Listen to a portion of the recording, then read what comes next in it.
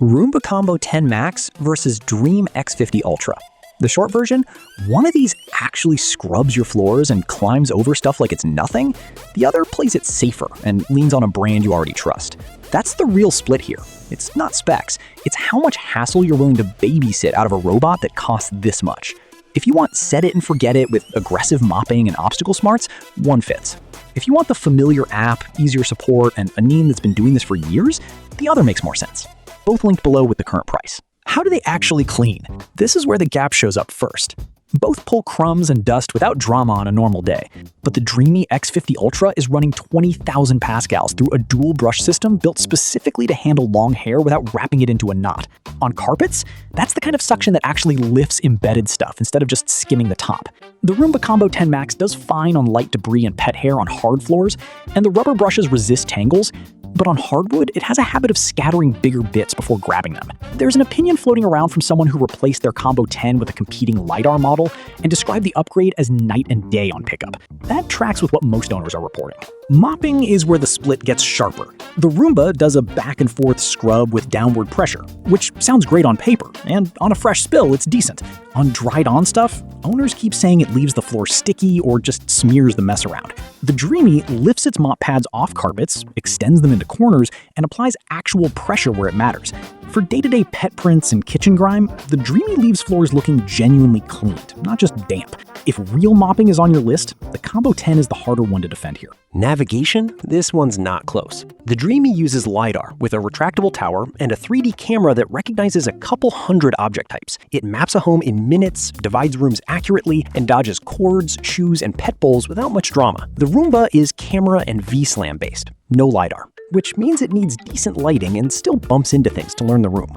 Look, in 2026, at this price, skipping LiDAR is a choice that shows. I came across a long review from someone who'd owned multiple Roombas and finally returned the Combo 10 because it kept failing 1 in 3 runs, getting confused on its own map, and never finishing the ground floor before the battery died. That's not a one-off. The pattern of unfinished jobs and erroneous errors keeps repeating across owner accounts. The Dreame, by contrast, gets praised for finishing what it starts and resuming exactly where it left off after a recharge. For set it and forget it, that's the whole ballgame. That ties straight into the dock and how much you actually have to babysit. Both auto-empty the bin, both refill the mop tank, both wash and dry the pad. On paper, identical promises. In practice, the Dreame's dock just works more consistently. The mop comes out dry, the auto-empty handles pet fur without manual intervention. The Roomba's auto-wash dock has a louder reputation, and not in a good way. Owners report the pad coming out still wet, water pooling in the tray, and the bin failing to empty even when it sounds like a jet engine. The instructions for assembly are also genuinely confusing, which is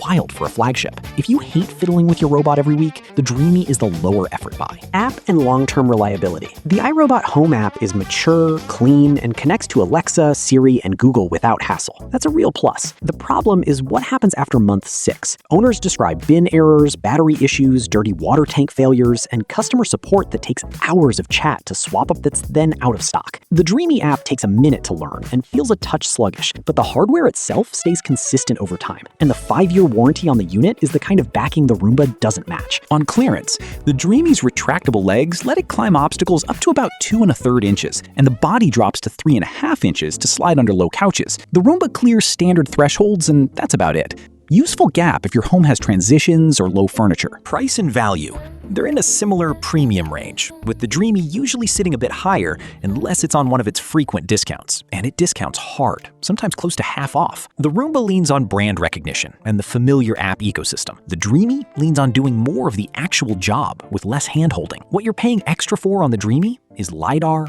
real mopping pressure, the climbing legs, and a dock that follows through. What you're paying for on the Roomba is the name and an app you might already know. Here's the call. The Dreame X50 Ultra. For most of you watching this, it's not close. Real mopping pressure, LiDAR that actually finishes the job, and a dock that doesn't make you babysit it, that's where the extra spend earns its keep. If you're already deep in the iRobot app and you just want familiar support with light hard floor cleaning, the Roomba Combo 10 Max still fits. But if pet hair, dried on messes, or unfinished runs are your daily reality, the Roomba falls apart. Go Dreame, no fluff. The Dreame discounts hard and often, sometimes close to half off, so it's worth waiting for a sale. And you, which one would you pick? Let me know in the comments.